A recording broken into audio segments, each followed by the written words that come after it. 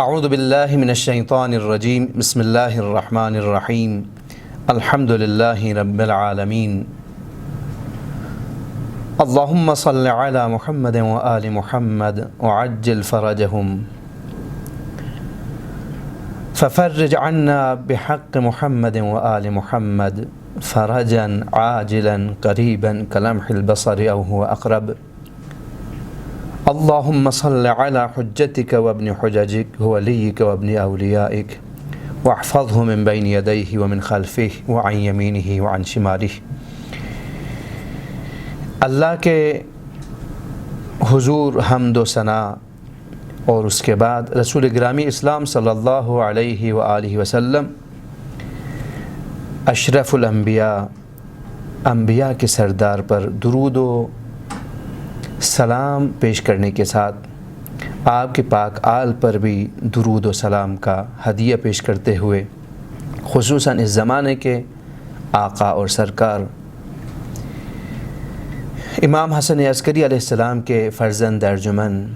امام زمانہ کے حضور آپ کی ولادت باسعادت کی مناسبت سے کچھ نذرانہ عقیدت کے طور پر آپ کے آباء و اجداد کے احادیث کا سہارا لیتے ہوئے کچھ مطالب مومنین کے لیے ہدیہ کرنا چاہتا ہوں، اور لب پہ ہمیشہ اس دعا کے ساتھ کہ اللہ تعالیٰ محمد و آل محمد کے دشمنوں پر عذاب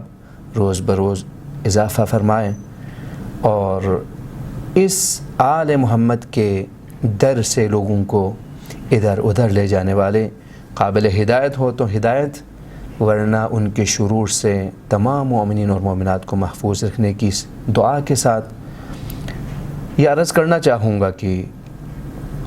امام زمانہ اجل اللہ تعالی فرجہ الشریف کے حوالے سے آپ کی ولادت سے لے کر اب تک اس دنیا میں بسنے والے، خصوصاً ہم جس زمانے میں زندگی گزار رہے ہیں، ہمارے زمانے کا جو آقا ہیں، جو سرکار ہیں، وہ امام زمانہ ہیں، وہ زندہ ہیں، اور ہم ان کی امامت کے ان ایام میں زندگی گزار رہے ہیں۔ یہ سعادت اللہ نے ہمیں عطا کی کہ ہم خاتم الاوصیاء کی امامت کے دوران ہم زندگی بسر کر رہے ہیں۔ ان دنوں کے حوالے سے جو ایک اہم بات جس کی طرف توجہ کرنی چاہیے وہ یہ کہ یہ وہ امام ہیں جس طرح سید الشہداء مظلوم کربلا ابا عبداللہ الحسین علیہ السلام کا تذکرہ ہو آپ کی ولادت کے دن، ولادت کے بعد، جہاں کہیں پر بھی، تو خاتم الانبیاء صلی اللہ علیہ وآلہ وسلم، سید الاوصیاء امیر المومنین علیہ السلام، سیدہ نساء عالمین فاطمۃ الزہرا سلام اللہ علیہا، بہشت کے جوانوں کے سردار حسن مجتبیٰ علیہ السلام، سب کے سب سابقہ گزشتہ انبیاء اور فرشتوں کے ساتھ سب کی آنکھوں میں آنسو جمع ہو جاتا ہے اور سب رونے کا دل کرتے ہیں۔ بالکل یہی طریقہ ائمہ معصومین علیہ السلام کے حضور جب خاتم الاوصیاء مہدی دوران منجی عالم بشریت حضرت حجت ابن الحسن العسکری علیہ السلام کا تذکرہ ہوتا تو ائمہ معصومین کی آنکھوں سے پاک و پاکیزہ آنسو بہہ جاتے تھے۔ یعنی اس وقت ائمہ معصومین کی سیرت سے یہ ایک سبق اس زمانے میں زندگی گزارنے والے مومنین کے لیے ہیں کہ وہ آقا، وہ سردار، وہ سرکار، وہ امام، وہ اللہ کی واحد حجت، وہ اللہ کی طرف سے واحد ولی امر، وہ اللہ کی طرف سے انسانوں کے لیے، انسانوں کی ہدایت کے لیے اللہ نے جس کو باقی رکھا ہے، اس ہستی کے حوالے سے بھی ہمارے دلوں میں اتنا تڑپ ہونا چاہیے کہ جب ان کا نام ہماری زبان پہ آئے تو دل دکھ جائے ان کے غیب کے پردے میں ہونے کی وجہ سے، ان تک رسائی میرے اور آپ کے لیے ممکن نہ ہونے کی وجہ سے، یعنی جس طرح سے ایک بچہ اپنے باپ سے بچھڑ جائے تو وہ باپ کا یاد کر کر کے اس کا دل دکھ جاتا ہے، اس کی آنکھوں سے آنسو نکل آتا ہے، اسی طرح سے امام زمانہ کی اس غیبت کے دوران میں ہم میں سے ہر ایک کے لیے ائمہ معصومین کی سیرت میں سے ایک سیرت اور ایک عملی نسخہ یہ ہے کہ اس امام کے حضور اپنی عقیدت کا اظہار، اپنی قلبی دل کے اندر وہ محبت، وہ مودت جو آیے مودت کی روح سے اللہ تعالیٰ نے ہم پر واجب کر رکھا ہے، اس کا اظہار کرتے ہوئے ہماری آنکھوں سے آنسو نکل آئے۔ امام زین العابدین سید الساجدین چوتھے امام علیہ السلام کا یہ فرمان ہے۔ ابو حمزہ سمالی نقل کرتا ہے کہ ابو خالد کابلی نے یہ مطلب بیان کیا کہ ایک دن امام سید الساجدین زین العابدین علیہ السلام کے حضور ہم نے حاضری دی، اور امام کے حضور ہم نے یہ عرض کیا کہ مولا، وہ ائمہ جو رسول گرامی اسلام صلی اللہ علیہ وآلہ وسلم خاتم الانبیاء کے بعد یہ بعد دیگرے آئیں گے، اور جن کی اطاعت اللہ نے ہم پر فرض قرار دی ہیں، اور ہم جب تک ان کی معرفت حاصل نہیں کریں گے ہم اس دنیا سے جاہلیت کی موت سے بچ کر نہیں مریں گے، اگر معرفت نہ ہو تو جاہلیت کی موت مریں گے۔ وہ امام جس کی اطاعت کے بغیر کوئی چیز، جن کی محبت کے بغیر، جن کو واجب الاطاعت سمجھ کر اعتقاد رکھے بغیر ہمارا کوئی عمل اللہ کے حضور قابل قبول نہیں ہوگا۔ ان ائمہ کے بارے میں ہمیں ذرا فرمائیے گا کہ رسول گرامی اسلام نے کیا کچھ فرمایا ہے۔ اس وقت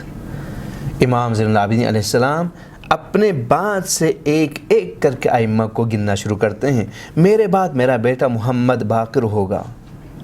اس منصب پر، ان کے بعد ان کے بیٹے جعفر صادق ہوں گے، ان کے بعد ان کے بیٹے موسیٰ کاظم ہوں گے، ان کے بعد ان کی جگہ پہ ان کا بیٹا علی ابن موسیٰ رضا ہوگا، اس کے بعد اس منصب کا جو اہل ہوگا وہ ان کے بیٹے محمد تقی ہوں گے، اور ان کے بعد علی النقی ہوں گے، اور ان کے بعد حسن العسکری ہوں گے۔ جب یہاں تک پہنچا اس کے بعد ثم بکا علی بن الحسین علیہ السلام بکاء شدیدا۔ میں مومنین کی ذہنوں کے اندر جو نورانیت ہیں اس کو شعلہ ور کرنے کے لیے،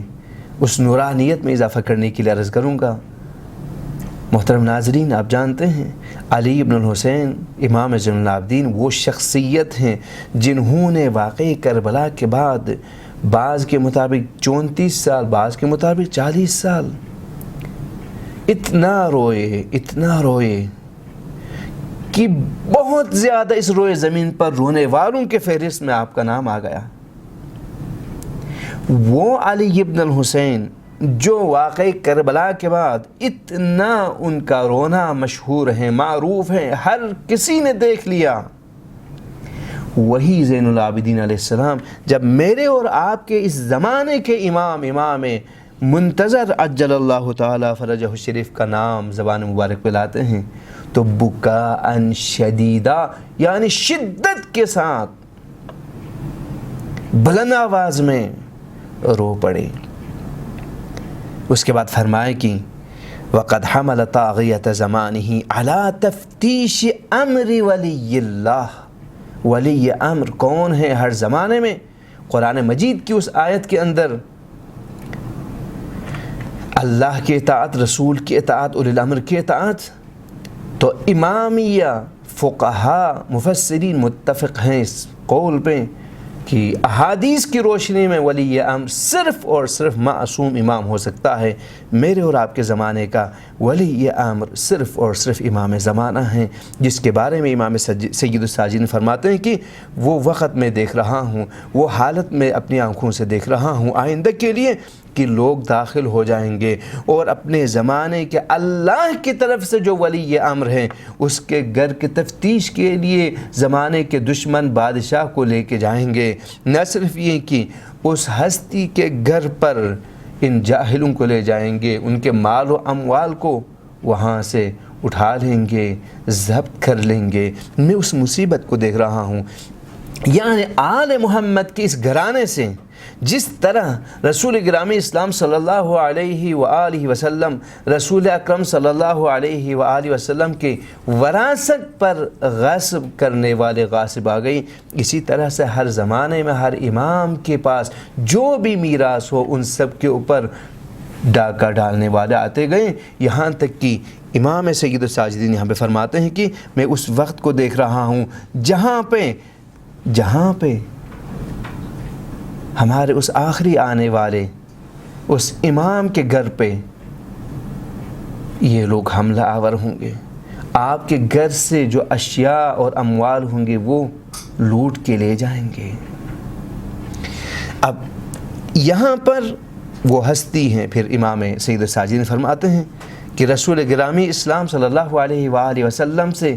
ہم تک ایک صحیفہ پہنچا ہے، اس صحیفے کے اندر سب کچھ لکھا ہوا ہے، اور اس صحیفے کے اندر ایک باب ایسا ہے جس میں ہم آل رسول پر آنے والی مصائب لکھے ہوئے ہیں، ہماری مصیبتوں اور مشکلات کا تذکرہ ہے، اس کے اندر لکھا ہوا ہے۔ ابو خالد عرض کرتا ہے کہ یبن رسول اللہ،